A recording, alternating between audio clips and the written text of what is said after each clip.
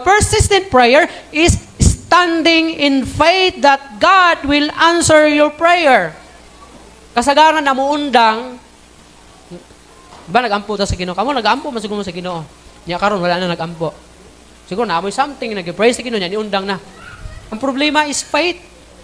Dili in ana kalalom o kalig-on ang imong faith diha sa Ginoo. Kay ang persistent na pag-ampo mubarog siya diha sa pagtuo nga ang Ginoo magahatag sa iyahang giampo kaniya.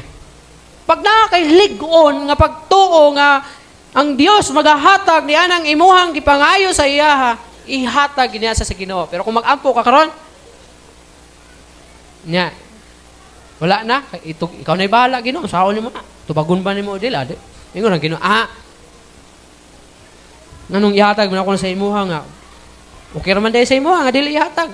Di na lang ihatag. Ano man na? Oh, okay raman day pag nagpray ka karon, Lord, baguha akong bana. Na wala na, niundang nakagampo. Di mo na ang Ginoo, mana pa ang asawa nga, ikaw na ibahala sa akong bana Ginoo. Di ako na ibahala. Di kinabaguhon sa Ginoo kay ikaw. Siya na may bahala. Pero kung di ka muhunong sa pag-ampo aton nga mabago ng bana nimo sama sa kay susi, baguhon ginasa sa Ginoo. Kay wala man kabundang. Si Hannah bitaw nga sige pray sa Ginoo every time dunay pangilin sa pagsaylo, moadto siya ug mag-ampo sa templo nga tagaan sa anak. Kadugayan gitubag man gid siya sa Ginoo. Nakabaton gid siya anak. Oh. Ay wala man siya muhunong sa pag-ampo.